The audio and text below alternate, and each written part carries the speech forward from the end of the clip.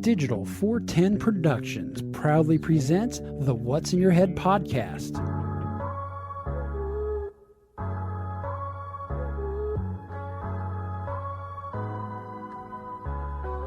Digitized live from your company name here. Studios in Cape Coral, Florida. It's the What's in Your Head podcast. What's up, OG5? I got Chloe over here staring out the window after another escapade through the neighborhood, which almost resulted in Carrie fighting an old lady. Wow. Yeah, but what's up, OG5? Got Jasper in here, Chloe over there, Morgan over there, Mike in the middle with a super low microphone as always, but we'll deal with that in post like I did last weekend. Spent all goddamn day increasing Mike's volume on the recording. Don't worry, I'll crank it all up for you. There you go, perfect. Now it'll be easier to spot in the fucking timeline than just highlight it and lower the volume on it. Perfect. Perfect. What's going on? How y'all doing? Good, how are you? I'm hanging in there. How about you, Mike? Still fighting the good fight. That's all you can ask for these days. Yeah, so as you guys know, the Chloe got out a while back. Had to chase around the neighborhood until 2 in the morning. So one of the things we've been kind to do as a responsible pet owner is to stem her desire to get away. So I've been taking her on my runs with me. I've taken her on 4 or 5 different runs, about a mile. I usually run like a mile and a half, then I drop her off, then I go out and run more, and then she gets mad that she don't go on the rest of them. So Monday night, I took her out and I was like, okay, I'll take her on a 2-mile run, and then I'll go home and go run more miles. So since it's a longer run for her, I stopped to give her a break. And I needed a break too, because I'm not as young as I used to be. And she sees a rabbit and she backs out of her fucking harness. And we're on Del Prado on the running path. Oh. No. So my whole intention at that point was keep her and that rabbit from running to the left, keep them to the right. So I'm chasing her around. I throw my water bottle down. I'm chasing her all over. I finally call Carrie. Hey, she got off the leash again. She's all screaming and yelling and pissed off, worried that her dog's gonna get hit by a car. Long story short, we end up chasing her up and down the street. One of my neighbors brought out treats and she's just running around. Woo, woo, woo, woo, woo. So she runs through our front yard. I'm like, sweet. And then she runs to my neighbor's backyard. And as we explained before, my neighbor basically got a free fence, but he never filled in the easements. So she hauled ass in between the easement gaps, and so I'm squeezing and chasing around. And she goes down a ways a little bit. I have a fucking O-light on my head. It's like 30,000 candle watt. Carrie's got her phone in her hand flash. Chloe. We're screaming, Chloe, Chloe. We're going through this backyard. This lady comes out. What's going on out here? She's trying to get her dog. We're not standing in her backyard. We're walking. We're like corner cutting her yard, and her neighbors tracing our dog through everybody's fucking properties. What? What are you guys doing out here? Just trying to get her dog. Meanwhile, there's the fucking dog barking. It's not some great mystery what we're fucking doing. and she came back a third time. Why are you? Carrie's like, I'm trying to get my dog. Why don't you chill out, you crazy old lady? Ask any fella in your life. You don't call an old lady a crazy old lady. Boy, was she. What? She came out the fucking front door because, once again, we're in motion. And so now, and Carrie's slowing down. Carrie's like, look, I'm just trying to get my dog. I know what the big deal is. We actually have neighbors out here who understand we're stressed. They're actually trying to help us, not giving us a hard time. We're not doing anything. And then her husband comes out. Now, I'm just saying this because it's kind of important. It was dark. It was 10:30 at night. They were Asian, but I'm not sure what land of origin they were from. I only bring this up for one. So there was probably a third language miscommunication when, what are you doing in my backyard? But we made that out perfectly fine. I'm sure she can understand. I'm getting my dog. He's barking. And so now Carrie and this lady are going at it. And Chloe's still taking off. And so I yelled at Carrie, hey, would you ignore that dumb bitch? Let's get fucking moving. And out of the depths of this garage comes the bellow that probably could only be described by people who either got charged by the Chinese in Korea or the guys who got charged by the Japanese and fucking in the Pacific. This dude came, no, not even that. It sounded like a fucking banshee. I was like, holy fuck? Yeah, it was like that. I'm like, I'm gonna get fucking stabbed tonight trying to get my goddamn dog out. So I was like, Carrie, come on. Carrie's like looking like, what the fuck was that? He's got long gray hair down past his shoulders, coming running out of the garage, a pair of shorts. It's fucking dark outside, so all you see is like the silhouette of his silver hair, fucking, and his banshee bellow. The people who were helping us turn around went in their fucking house. And so I finally get Carrie. Long story short, Carrie goes back home. I walk home, grab my bike, right across. Mike, you know where the new boat ramp is on the next street over. I see her hauling ass. I'm like, there's a fucking canal there, and there's no seawall. Now I'm thinking alligators, right? Because keep in mind, she's already been on a 2-mile run, plus now has been running around for 45 minutes, which I, too, had also been on a 2-mile run, and now have been chasing my dog. And Carrie's like, if she ran past one moment, Carrie's like, jump on her, and I couldn't. She's like, so she's upset, and we're fucking yelling out in the street, 10 o'clock at night, why do you jump on? I'm like, my legs are fucking cooked. I said, I ran 2 miles before doing this. I've been chasing for 45 fucking minutes. So long story short, she heads down to that canal, and I'm in my head, I'm like, fuck, man, alligators. And then she hangs a hard left, and they're building a construction right next to it, and it has that black burlap fencing the silt fence. Yeah, that they're supposed to keep the debris, especially out of water. And so she's walking along that, and so now I'm jumping up, cooked calves, quads destroyed, ankles hurting. Now I'm running through uneven dirt because they haven't graded the yard and put the sod in yet. But the house is almost done built. So now I'm running across moonscape, and then she goes, but now she's cooked too. I just leaped on her. We both kind of rolled into the brushes and the briar down into the construction next to the canal. Once again, no seawall. And I grabbed her by the scruff of her neck, and I just, boom. And I had her leash and her collar with me this whole time. So I'm struggling. I picked her up because she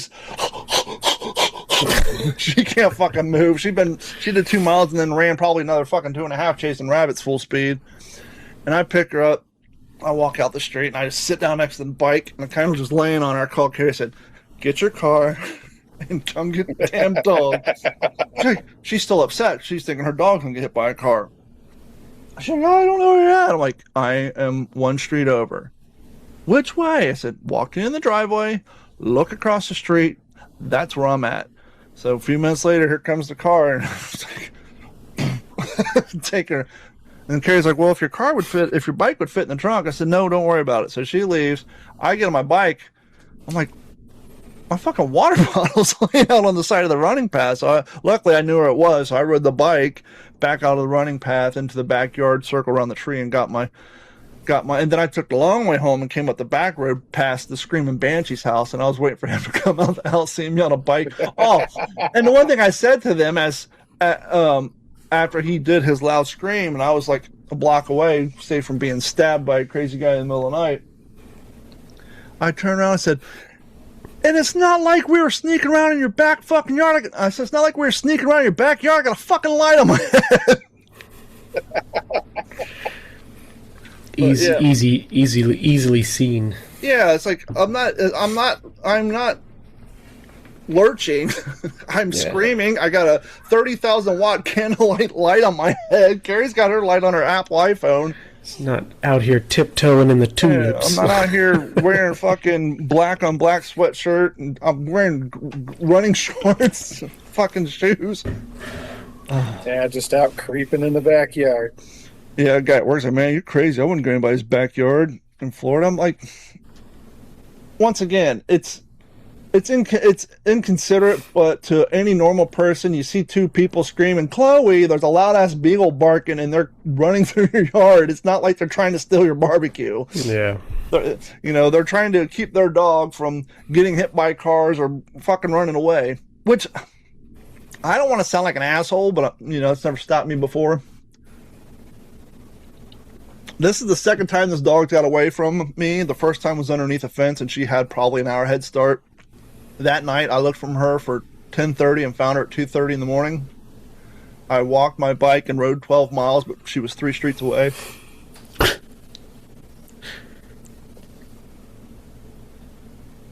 Whenever I see a lost dog poster, my first question is, how long did you look? I've chased this bastard around my neighborhood full sprint after bunnies twice now. Your dog meanders down the street And here's the key, and I'm not trying to be a dick. Don't look for your dog in your car. I don't care if you got an electric car, but if you got a combustion engine car, you cannot hear, especially if you're not going to hear your dog over the engine noise, over the tire noise, over the air conditioning blowing. You're going to have to get on a bike or walk it. You will not hear your dog. But yeah, it's like, it's like, Yeah, how long did you look? Now, if you look for like 12 hours straight and the thing's gone, I get it. But if you walked around your neighborhood for 2 hours and said, fuck this, I'm going home. It's like, well, how hard did you look? Yeah. Last time my dogs got out, I found the one. And then I kept looking around for him. Looking around, couldn't find him. And somebody said, look on the, like, Humane Society pages and all that stuff. Sure enough, there he was. I'm like, fuck. Well, that's the problem with the Facebook pages. And once again, trust me, I get it because of all the spam accounts. Yeah. So all the lost dog accounts require admin approval. Mm-hmm. And just like when we lost her the first time, it's 2 a.m. These guys aren't fucking on their Facebook at 2 a.m. They're sleeping. And so like 8 o'clock the next morning, all these posts pop up. Kids like, oh, hey, here's somebody saying, hey, there's a beagle chasing rabbits at 4 streets over. Yeah. But because the guy who ran the page wasn't awake to approve those, we could have seen those messages last night when we're actually looking for my dog, not 8 hours later. So that's the downside to, the Facebook groups, because they don't have a choice. It would just be nonstop, just spam posts. Yeah, the last time we lost a dog before that was in North Carolina, and we looked halfway across the county. Okay, I guess that's the caveat. If you live on 4 acres of land, okay, I get it. You live in a suburb like I do where the neighbor's house is 20 feet away. Spend a little time, unless they got picked up by somebody, chances are they're sniffing around the neighborhood. Yeah. But yeah, if you live in like the holler of Kentucky, I fucking get it. Probably eaten by a wolf. I learned something. We never found that dog. Yeah. I learned something. Morgan, you've been around since the dawn of time. Or at least the week after. Before. Where did charcoal briquettes for your grill come from? Well, I actually knew this before I read your post, but... you spied on my shit, I see. But I actually know because it's an Oregon product. Mike? So...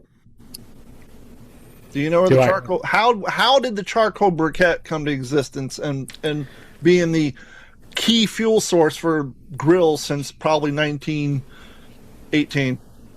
I have no clue. I've never looked into anything like that. I didn't either. I was watching a video on the Model T Ford. Now, why would the Model T Ford have a byproduct of charcoal?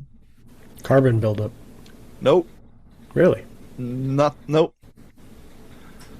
Charcoal briquettes were originally patented in 1895 by W.P. Taggart as an industrial fuel. Henry Ford later on commercialized it in 1920 by utilizing scrap wood from his Model T automatic plants. Remember, Model T Fords were all built on wood. They had wood chassis.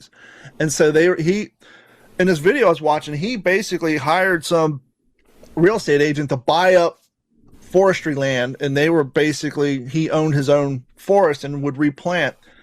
But being the guy he was, he didn't like waste, and he what are we going to do with all this wood? And so he got together with this Kingsford fella, him and this Kingsford fella, added some additive based on what originally was patented by Mr. Taggart in 1895. They basically made it, safe for human consumption. You can't have nasty ass chemicals burning on your meat.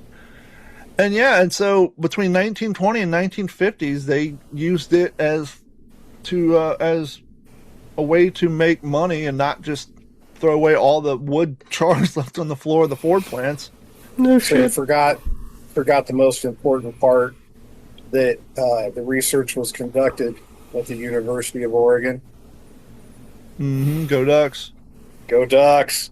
And so basically Ford owned this whole operation until like 1951 or so, and then that's when Kingsford bought out the operation. And because by then, Model T had moved on, and now we're all, steel, aluminum and whatnot, and they weren't using wood as, they had wood paneling for a while. But as we all know, because by the 1960s and 70s, you very rarely found any wood in your car unless your redneck stepdad was filling a hole in the floorboard.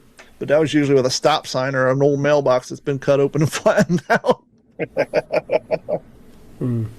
I miss the days. Well, no, I don't. I'm so glad those days are over. But yes, kids, there was a day where it was very common, particularly if you weren't from a middle-class family, where grandpa or perhaps your dad and mom would pick you up and you'd have a exhaust leak coming from an exhaust manifold or a bad muffler, and all that carbon monoxide would come into the car. Gordon and I learned that the harder way. We were, as you guys know, my mom lived in Kentucky and we lived in Ohio, which was 100 miles, which back then seemed, like fucking Oregon Trail. We all, that's a trip to Tampa, not a big deal. But back then, when your cars barely ran, you're parking on hills because you're started at work and you got to pop start your car, and your car is going to overheat before it makes it anywhere. Gordon and I were going down to see my mom. Well, as happens in Columbus at the time, between Gordon and myself, we've probably had, considering the fact we only owned 2 cars in that amount of time, we probably had 5 cars broken into and had our radios and shit stolen. And so his back window was busted out of his Dodge Omni. You want to talk about a sweet ride? If you're too good for an Escort or a fucking Chevette, Dodge Omni's the way you roll, boys. And so Gordon had a Dodge Omni in the back. The pinnacle of luxury. Back window got busted out. And so we're making that 2-hour trip on the interstate at a cool 65 mile an hour. About an hour into it, we're like, eyes are bloodshot, look like Large Marge, or and my brother's like, oh fuck. With us being on the interstate and the way the wind comes over your car, it kicks up that bubble in the back, and all the fucking exhaust from the car was coming through the back window, through the hatchback, and back into the car. So we're rolling all that time with all that exhaust in the car, just probably 20 minutes away from dying. So we finally stopped it. We stopped in Hamilton County, like next to Kings Island, at some grocery store, and bought trash bags and a roll of duct tape. Problem solved, boys. No lie. Smell that. Yeah. Nope. I used to smell that all the time when I had my S10, and I cut the muffler and just dumped it right underneath the cab. It's like every time I started it. Oh yeah, there's the CO2. He was too poor for a fucking straight pipe. When that happened to me, I couldn't afford a muffler. I just ran a straight pipe all the way in the back. Yep. I have not bought an exhaust system since I've left Ohio. I'm not sure if cars have gotten better in the last 20 years, if all those you living in Ohio still have to replace mufflers. But back in the day, with all the snow and all the salt and the shitty quality materials they used, you were buying an exhaust system every 3 years if you still had your car. It was common.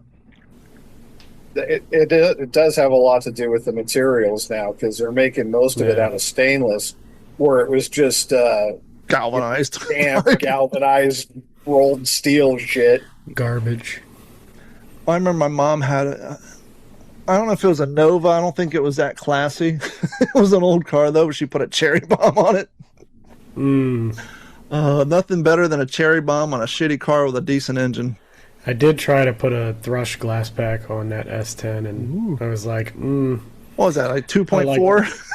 No, I had the 4.3 on it. So, ooh, you had the Big Daddy. I don't remember. I wasn't into cars, not that I am now, but I can at least understand the minimums. I couldn't. I don't. We had the base model.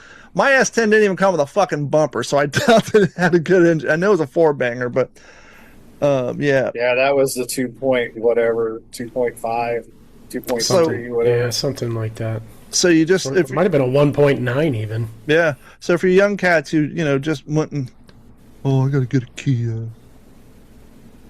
I only have Bluetooth and one camera on my car. Oh, bitch, no. Not only did my car not come with a rear bumper, it came with one fucking mirror. To cut costs, it had no passenger mirror. No, it had, no passenger mirror. Yeah. It had one fucking mirror, no bumper, no radio. Did it have the rear view? Yeah, it had the rear view. It had the driver's side. I think at one point there was a requirement to at least have 2 mirrors. Yep. 2 mirrors. But that's why they could get away with. Well, it depends on the state. It depends on the state too. Yeah. But yeah, so I remember my dad bought it for my brother when he was 16, and he got His Christmas present that year was a bumper from Sears, a Sears catalog bumper, and surprise, surprise, that thing rusted out in 2 years. Now, by the time my brother wrecked it, had the insurance company rebuild it, and then had my dad take it away from him, and then my dad promptly turned around and sold it to me. See, kids, my dad didn't give me a car. He sold me my brother's hand-me-down that had already been rear-ended into another truck, had the whole fire front clip rebuilt.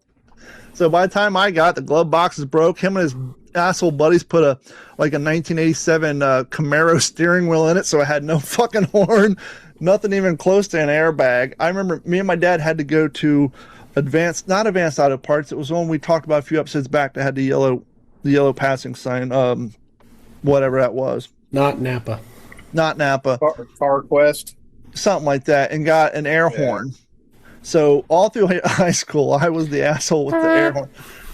No, 2 horns, higher pitch, but yeah. So I was. Oh. So then. So you had like the British sounding one, okay? Yeah, it wasn't cool. It didn't make music. It was just bop bop. And so I had an independent skateboard sticker and had stickers all over it. It was a skateboard mobile with fucking a bass cannon behind the seat because it was an extended cab and just an air horn.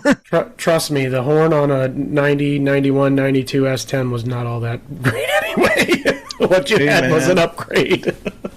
That truck was badass. And not only was it a 91, they moved the S10 sticker to the bottom of the door. And they got rid of that fake chrome grill and they put on the black grill with the intertwined metal. It looked fancy, but it was all plastic.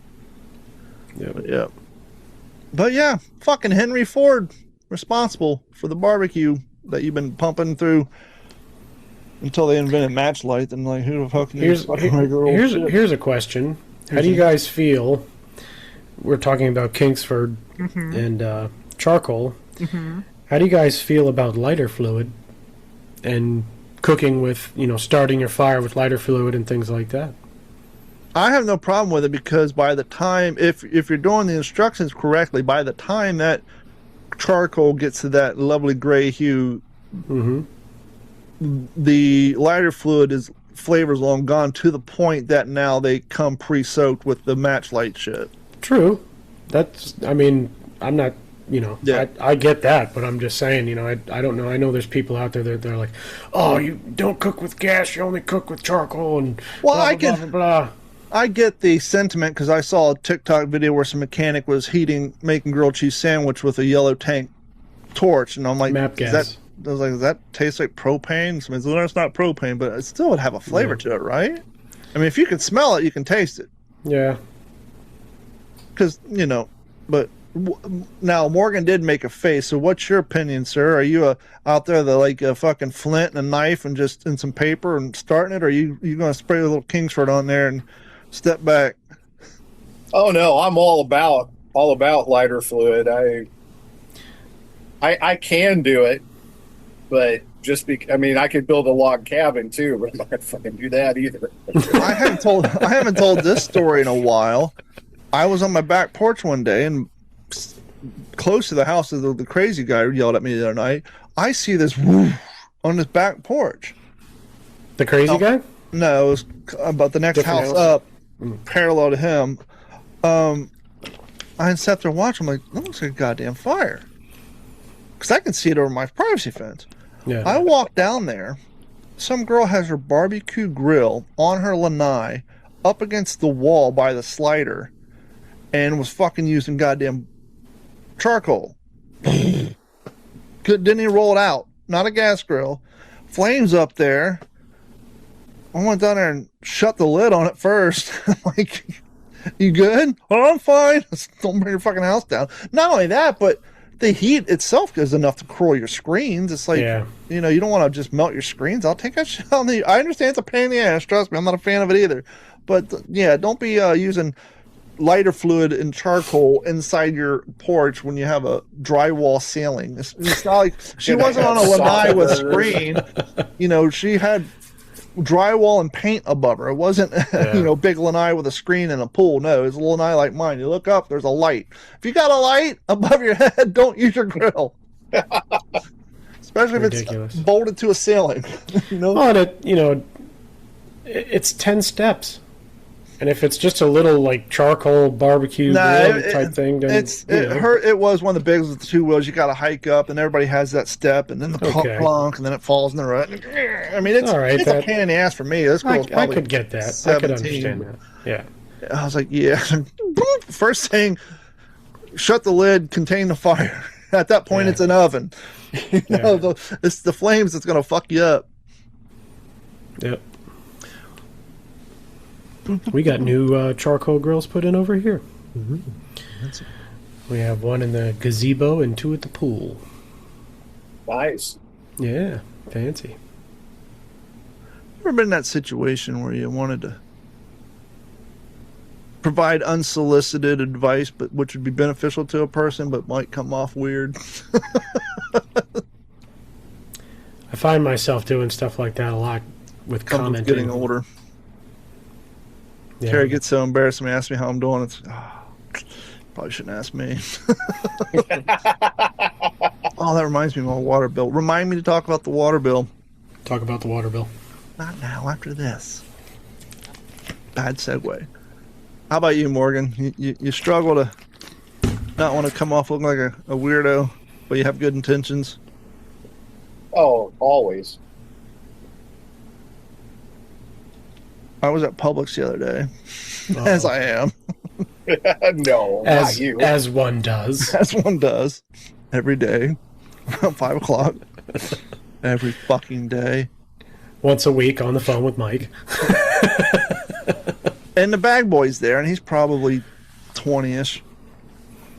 But he's suffering, Mike. He's already combing the hair from the back all the way to the front. Like oh boy. 20. Yeah. And I'm looking at this cat.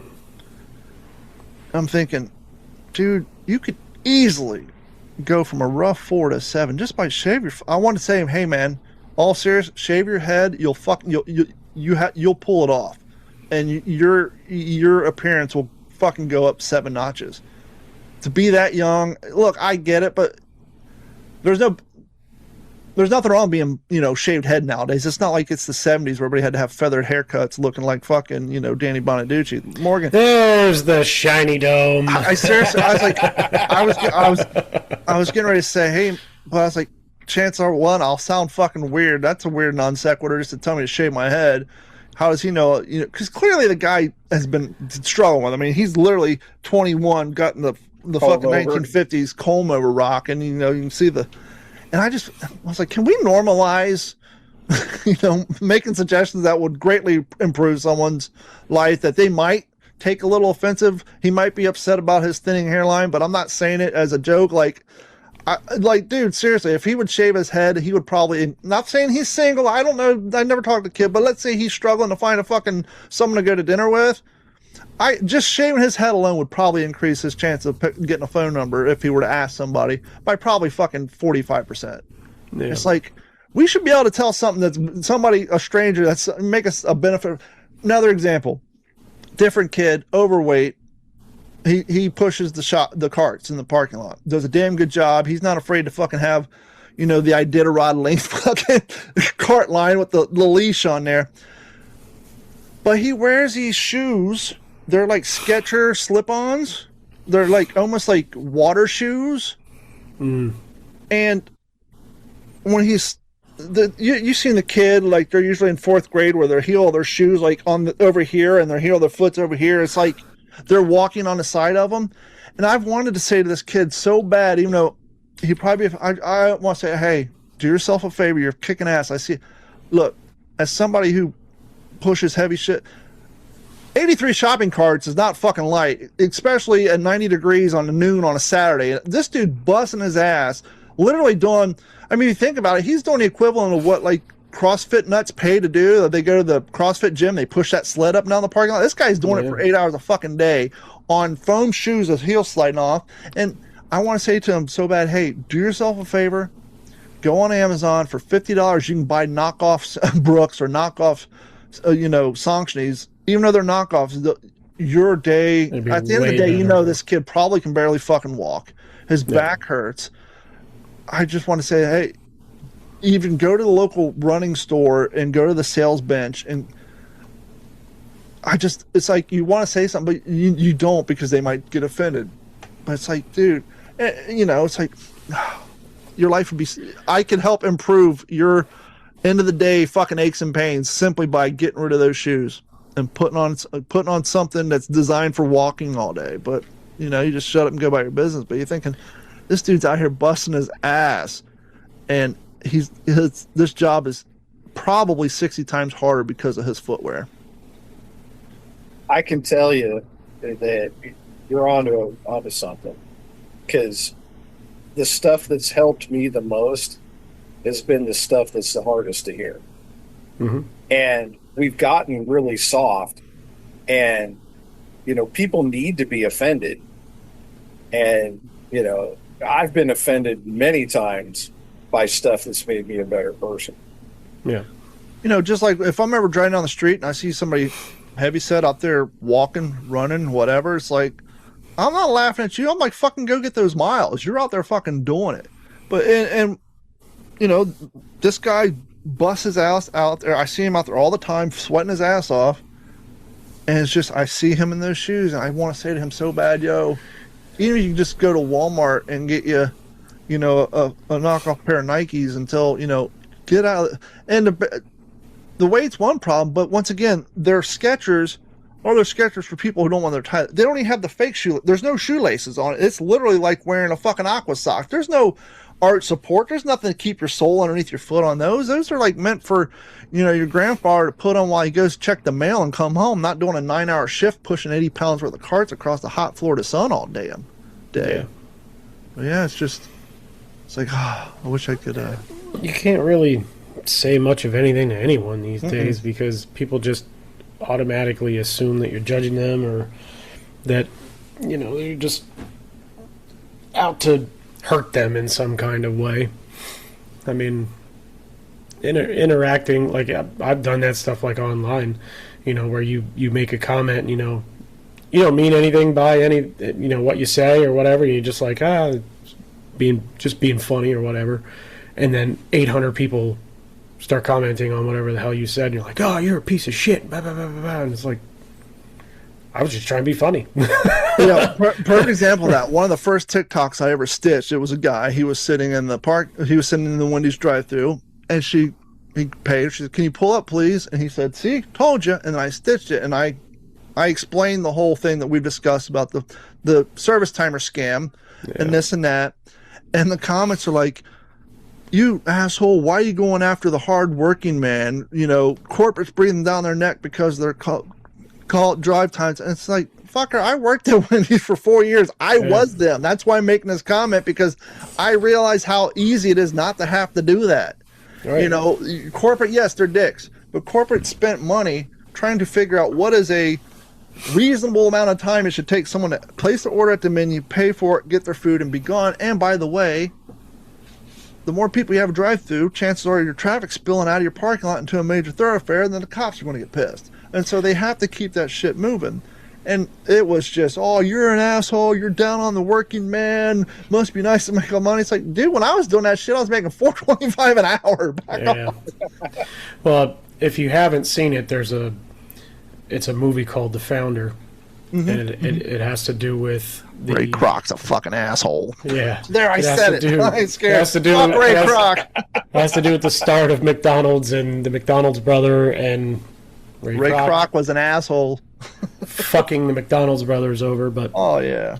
Not only that, fucking the wife of franchisees. Yeah. He got the idea for the liquid shake because they were spending in 1970s money like $4 million. All the franchises combined were spending like $4 million a month on electric bills because they had all these freezers to store the ice cream. Yeah. And he was banging the wife of one of the franchisees who was at some sort of thing and discovered this new product, which was the liquid milkshake shit that you just had to put in a refrigerator. And so he not only stole the McDonald's brand from the original owners on a fucking real estate scam. Yeah. But I thought that was interesting that when they were going through the process, when he was first at the restaurant, that they were going through the technical parts of it, like you order and it's right there. Yeah, Morgan, have you not seen it? No, I haven't yet. So Ray should watch Kroc, it. Ray Kroc worked at a Tasty Freeze. Long story short, he gets into Oh no, I McDonald's. know the whole thing of McDonald's. Well, in the movie, he goes, as Mike was saying, to meet the McDonald's brother, and he watches their sandwich, where the sandwich station is, the grill, the traveling of the hamburger over here, then over there. And then he measured out, he went to a basketball court and drew out different diagrams. Okay, if we put the grill here, then the hamburger goes directly to the sandwich station instead of walking it down. He basically reconfigured it over and over again to create an assembly line so that you're not having people move out of position unnecessarily, to keep things moving and getting the food ordered quickly. And he was responsible for creating that. But He was the Henry Ford of fast food. he was, Yeah. but he was also, much like Henry also Ford, a he was also an scumbag. asshole. Yeah, He wasn't an scumbag. anti-Semite, but he was an asshole. What's up, everybody? Look, it's 2026. We're all still broke. We all need to save money. More importantly, we need to get cash back on the money we spend. That's why I suggest you using the Upside app. The Upside app was originally known for its gas reimbursement, if you will, right? You go to the gas station, you buy some gas, you upload your receipt, and you get cash back. Well, that's still the same thing, but they also include restaurants, stores, etc. Go out and buy your favorite tacos, choose on the Upside app to claim that savings, upload your receipt.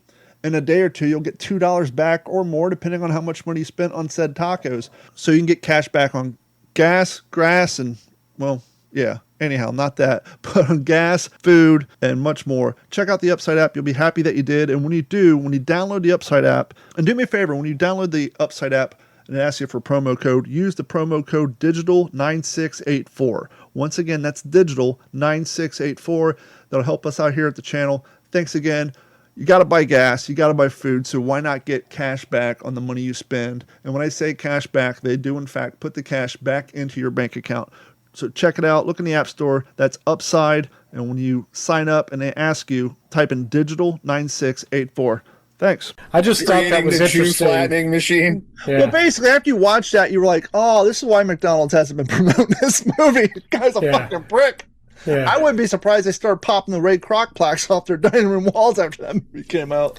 I thought it was interesting that they're popping a meal out in like 38 seconds or some silly shit, and we sit for 10, 15 minutes and get told to pull up out of the drive-thru, and we have to wait. Why? What changed between that whole process and how it's done now? I worked at McDonald's.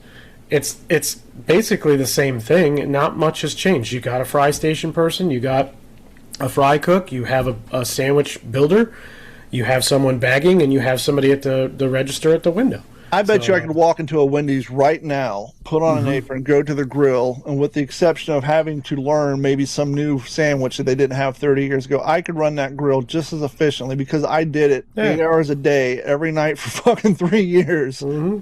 And back when we had 2 grills, that's the other thing too. Yeah. Back then, Wendy's had 2 grills, one for the drive-through and one for the front line. That's another reason why your food takes slow. Now they only have 1 grill, they only have 1 person working the grill, and we used to have 2 sandwich makers. Yeah. So I went from being a grill guy to a sandwich maker to a grill guy. I almost became a store manager. Yeah. But yeah, so. But to answer your question, people just, they don't pay attention. Laziness. I don't even know if it's laziness at this point. I just think, did I tell you the Euro story? I don't know. Morgan, I don't think did I so. tell you the Euro story, Morgan? Yeah, I know the Euro story. So I won't go deep down into it, but 2 weeks ago I went to the Euro shop. Went in there and said, hey, give me a Euro, no French fries, and just a Mountain Dew. You don't want French fries? No. What about the fries we put on it? I just assumed the fries accidentally ended up on the Euro when you guys put the fries in the box. I didn't realize you guys are back there shoving fries on a Euro. Not that it's bad, but I'm trying to reduce my carbs, so please, no fries. Okay. Oh, you're talking about the Paid the $22. like a gyro, but euro. A Euro, yeah. Yeah, I thought you were talking about euro, like a damn. No, Euro, European- not a gyro, you redneck. And so it came like That's a damn gyro. It came like $16. I gave a tip, and I grabbed my cup, filled up my Mountain Dew, and I'm sitting outside, and the other girl comes like, sir, that Mountain Dew's $2.83. I was like, I paid, I'm in my mind, I'm like, after tax, I just paid you, I mean, after the tip, I just gave you guys like $24 fucking dollars. What are you talking about? But I went in there, paid $2.83, so now I'm $30 in on a fucking Euro in a front drink. Anyhow, I called him, I was curious, went on the website, couldn't find it, I called him, Yeah, how much is your Euro? Just your $13. How much is the combo? 16. Okay, well, she charged me 16 combo, even though I told her no fries. So anyhow, whatever, didn't hold against them. Went back there $3 days later, ordered the same thing, no fries. Okay, and I actually showed her. By the way, last week you charged me $16. And didn't care.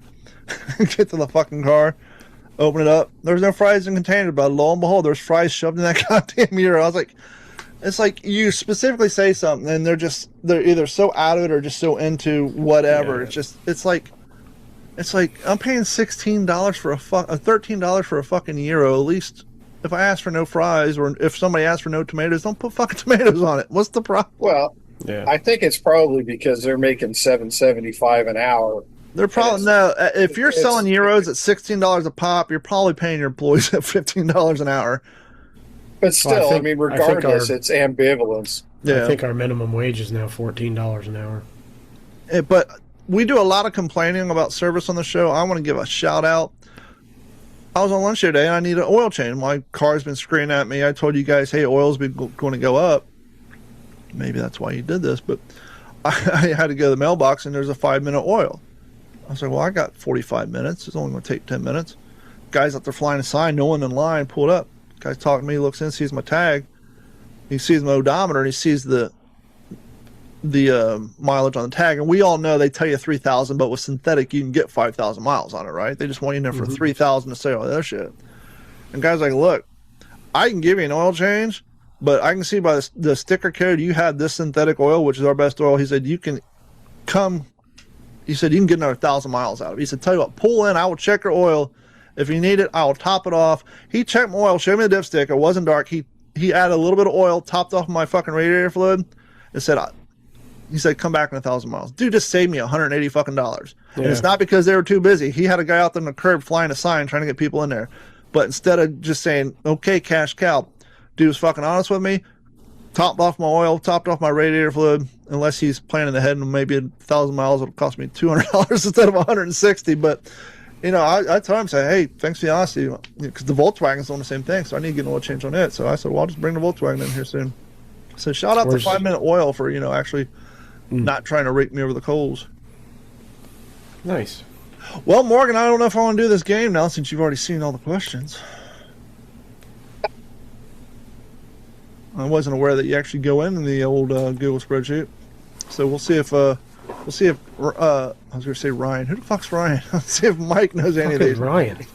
So I was talking to the guys at work today, and somebody mentioned an old TV show, and I said, well, what was the catchphrase? Because every character at least one character on every TV show in the 70s and 80s had to have a catchphrase. Oh, shit. So I was going to ask you guys who said the catchphrase. Morgan, did you read all these in depth? No, actually, I saw your video that you posted on the Model T. Oh, I okay. haven't looked at the spreadsheet. Okay, I posted the story in here, so I was actually going to read it, but then I thought you said you saw it in Google, so I thought you saw it on there. Okay, cool. So, as I was saying, every character in the 70s and 80s, even going back to the 60s, let's be honest, but, only people going to those shows are Morgan. That wouldn't be fair for Mike, so we're doing the 80s and 90s. I might have a hard time with the 70s and 80s, too. Well, there's some real easy ones on here, which when I was reading this list that I generated, I'm like, well, these are way too easy. I'm like, well, maybe for me, but maybe not for everybody in the audience. So I got 15 catchphrases here. Each catchphrase is going to have a multiple choice. I'll say the catchphrase, and I'll say the name of the character, not the actor. And I want you to tell me if you can. I'm going to skip this first one because it's way too easy. The second one's way too easy. Say the show. I have the show if you need it, but I'm just going to. So you're looking for the actor, the character. Now, if you can't remember the character, okay. For example, it's not on here, but if I said Yabba Dabba Doo, I want you to say Fred Flintstone, not the Flintstones. Okay. Well, a second ago you said that you were going to tell us the catchphrase and the character. No, I'm going to tell you the catchphrase. I'm going to read you 3 options. I'm going to give you a choice of 3. One of those will be correct. Gotcha. So in the Yabba Dabba Doo, I would say Fred Flintstone, Bam Bam, or Wilma. And you say, well, obviously that's Fred Flintstone. Because, I figured I'd try to make it a little bit easier, especially on some of these older ones. Dynamite! I know it. I knew you would. So, Mike, do you know what Dynamite? And there's a I have heard it before. okay. Want a hint? Yeah. Remember the Hanukkah song? No, sorry, the Thanksgiving song by Adam Sandler about the turkey. Turkey, turkey, do and a turkey, turkey. Do. Nope, I remember the Hanukkah song. Because in the song he says, and so used to say dynamite. That's right. Morgan, who used to say dynamite? You meet J.J. Walker from Good Times. Correct. Half a point. J.J. Walker was Dynamite. J.J. Evans was the character. Oh, okay. Jimmy Walker was the comedian or the actor. Yeah, okay. That one's too easy.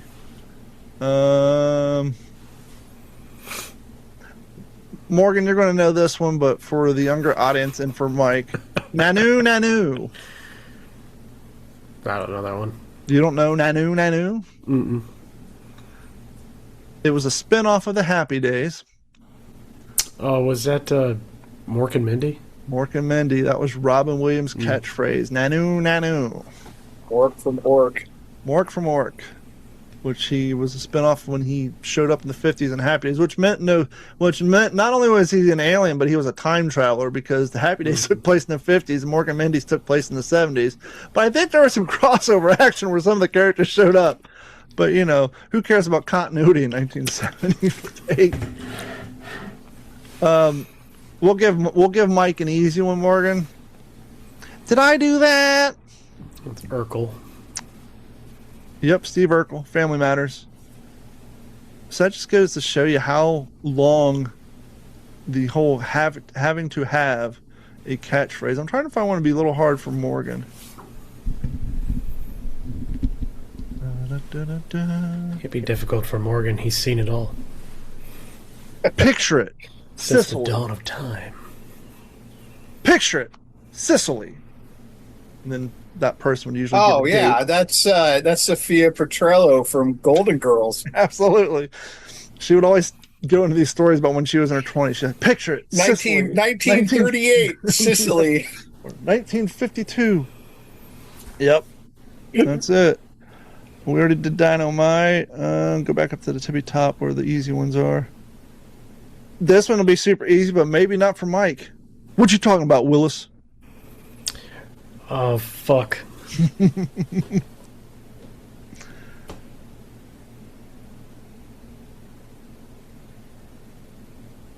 you at least know the actor's name? I can't remember. You may not remember the character name, but do you remember the actor's name? That wasn't Gary Coleman, was it? Morgan? So close. It was Todd Bridges. No, Willis was Todd Bridges. He didn't say, what are you talking about, Willis? Oh, okay. So, yeah, you're right, Mike. It's Gary Coleman and Arnold Drummond from It Takes Different Strokes. It takes different strokes. Mm-hmm. Technically, he was Arnold Jackson. Mr. Drummond was the foster dad. They weren't adopted yet. Okay, but they did get adopted. Yeah, at some point. See, these are all shows that I got to see on late night television when I was a very young lad. How rude! So I don't remember them that well. He's watching them on TV. God. Yeah, well, no. What was the one that was the late night on Nickelodeon? Oh, Nick at Night. Yeah, Nick at Night. Mm-hmm. How rude! How rude! You know who that one is? Well, that sounds like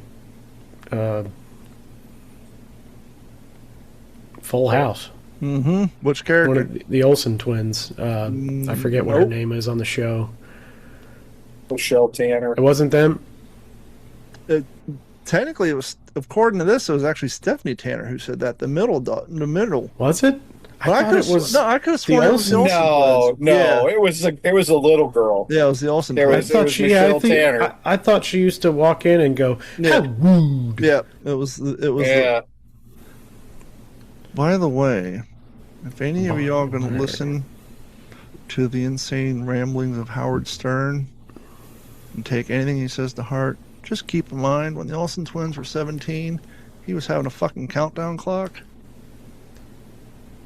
That was a bit And on now- the show. They had a countdown to when the Olsons turned legal. Yep. Wow. That was a thing he did on his show. Talking about how hot two minors were. Keep in mind, he wasn't like me. I grew up with those cats. I was their same age, or a year older. This dude was fucking 30 or 40 at the time. Creeper. Creepy. We already did that one. Dynamite. How rude. This one's super easy. I actually met this cat. No soup for you. Oh, the soup Nazi from Seinfeld. Correct. Morgan, you'll get this one. Anybody over 30 will get this one. Actually, anyone over 38 will get this one. Because I know Mike probably will. Kiss My Grits. Oh. I'm sure you've heard it, but you don't remember the original source material. I got it. I'm just waiting for Mike to take his guess. Kiss I My can't Grits. remember. That was Flo from Alice. Flo Castleberry. She was a waitress, and that was her. Well, Excuse kiss me, my Flo? ass. Kiss My Grits.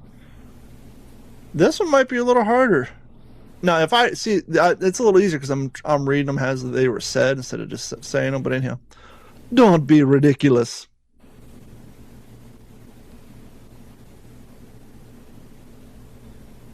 When I say what it is, Morgan, you're like, oh yeah. Oh no, I know. Oh, okay. Don't wait for me. I don't know it. That was Balky from Perfect Strangers. What was the full name? What's Balky's last name? Balky. Oh, Malkinopoulos or something like Balky that. Bartokomous. Yeah. Bartokomous. Bartokomous. Don't be ridiculous. Did your mom ever make you watch Mannequin? Was it Mannequin? No, he wasn't. He was a Pretty Woman, wasn't he? He ran the dress store, I think. It was either Mannequin or Pretty Woman he was in. No, he was in Axel Foley. Yeah, his last name was Beverly Hills Pinchette. Cop. Yeah, something Pinchette. Yeah, Bronson Pinchette. Bronson Pinchette, that's right. Yep. He had a show on in the early to mid 2000s on Home and Garden where he bought a farm and he was rebuilding it. He was like rebuilding this old farmhouse, putting a pergola in and stuff like that. I remember watching it. This one's easy from anybody who grew up in the 80s, and probably Mike should know this one. I Pity the Fool. Mr. T. Character name? Fuck! Oh, shit. I can't remember his fucking name. Is Rampage? Rampage Jackson? No, we're not talking about the movie. We're talking about the original source material. B.A. Baracus, and the B.A. stood for bad attitude. Yeah. A-Team. Morgan will know this one. Book him, Dano.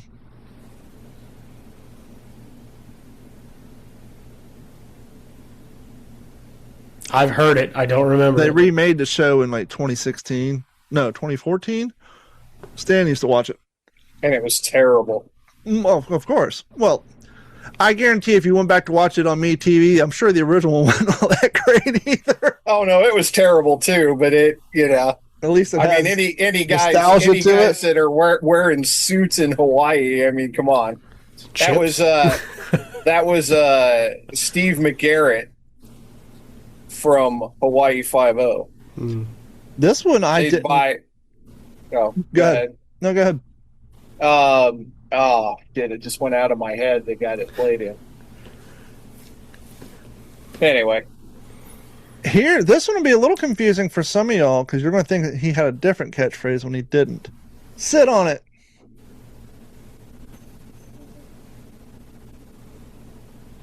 Sit on it. Sit on it. I did not know this. I thought he had a different one. Oh, that's that. Okay, so there's two choices. Okay. Mike, you got anything?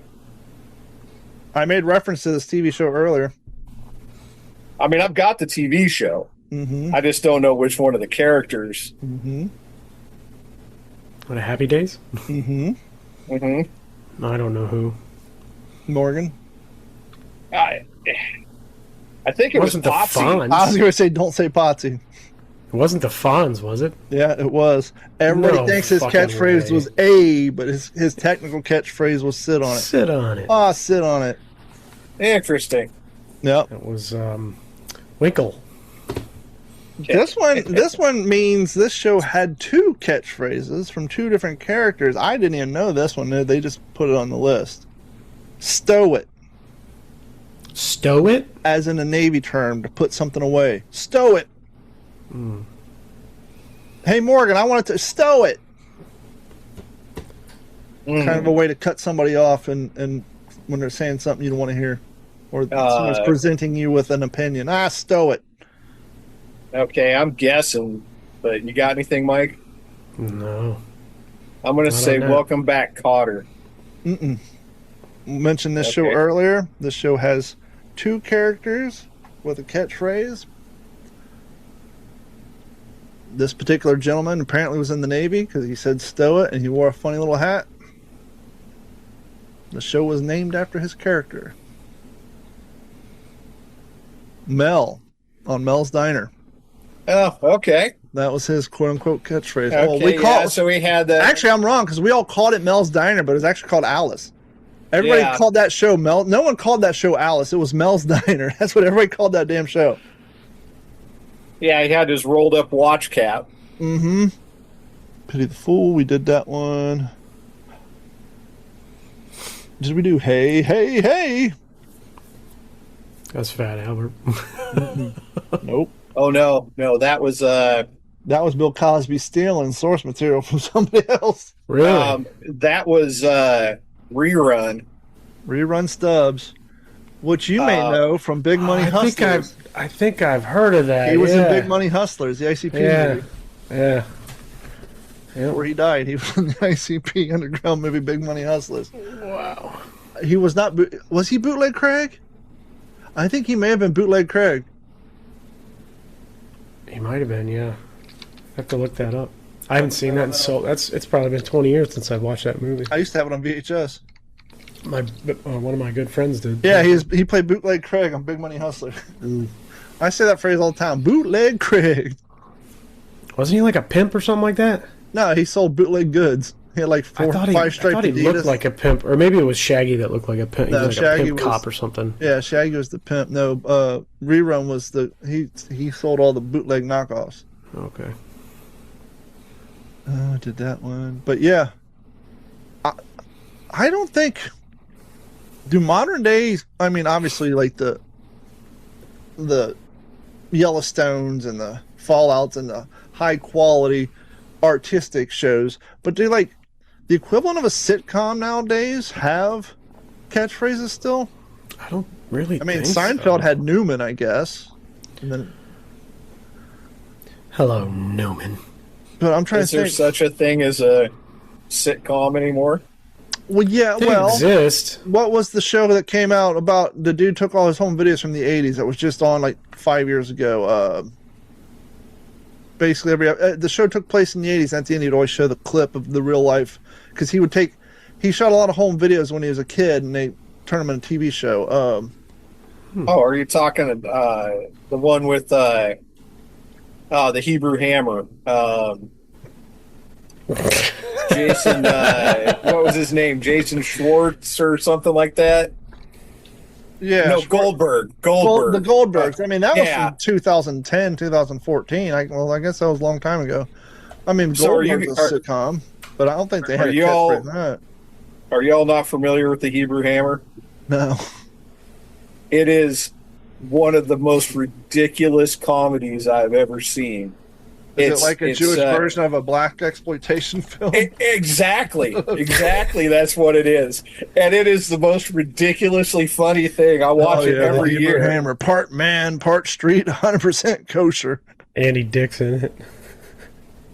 Yeah, he plays like Santa Claus's brother or something. Is that the guy who played? Yeah, that's the guy from Dazed and Confused. I just realized I don't like people. What do you? I just want to dance. Adam He also Goldberg? played. I think he also played in Saving Private Ryan, didn't he? He did. Yeah. He played Mellish, I think. Yeah, he played. He was Jewish. Yep. In that movie. Well, he's Jewish in real life. Well, so he's Jewish. Yeah, but I mean, he played a Jew in the movie too. He said, "I am Juden." Yep. Speaking of that, Band of Brothers is on a marathon on BBC America. That doesn't surprise me. I mean, I guess it kind of Spike TV must. Oh, Spike TV's not around. It's not around it. Well, no, they only had the license to it to play it on Veterans Day because they put on a 24-hour rotation on Veterans Day for years. Yep. Yeah, they were. I think they were advertising that. Well, they were doing a bunch of war-based films on whatever their like version of. I forget what they called it, but they have like a holiday or something like that, like a Remembrance Day or something like that. Yeah. I think is what it's called. Yep. They were doing all the war movies, but today they were doing Band of Brothers, and I think I got to like the 4th episode or something. So Before we wrap up the show, I'm just going to tell you all, if you're on TikTok and you haven't found yourself onto World Cup TikTok, you need to get there post-haste. Not the soccer TikTok. Don't care about the soccer. It's all the Europeans, the Africans, basically everyone from the world who love fucking soccer are coming here. And they're posting videos of them walking into like a Buc-ee's for the first time, or actually being introduced. Like British people are like, yo, we've been told by our media that Americans are assholes. This place is full of guns. People are going to kill us in the streets. These are the nicest motherfuckers in the world. And like, they're making a list. This is shit we need to take back to the United Kingdom. Bacon, free refills. They're like, they're just, you know. And I've watched some YouTube stuff in the past where foreigners would come here, but like these people are coming. You know, some of these World Cup teams are practicing like at high schools in Texas. And so these soccer fans are used to going to like some 200-year-old stadium in like Berkshire or whatever, and they're going to like some modern day Friday Night Lights football stadium in Texas, and like, this is a fucking high school, and they're experiencing, you know, there's a team playing in Tampa, so you see they're all like, there's a fucking pirate ship here. So like they're at Raymond James stadiums, and there's like, they got aircrafts and pirate ships. It's just like them getting the culture shock of coming here and experiencing our pyrotechnics and, you know, modern day stadiums opposed to their 100-year-old, you know, football charters that are barely hanging on. I was watching that Rob McElhenney and the Deadpool. They bought that team in that Welsh team. Did you ever see that show? I haven't seen the show, but I've seen clips of it. It's a really good show before the whole thing with, you know, Homeboy and his wife kicking that guy out of his movie. But anyhow, back then it was a really good show. But they're at the clubhouse where the pitch is at, where their soccer team plays.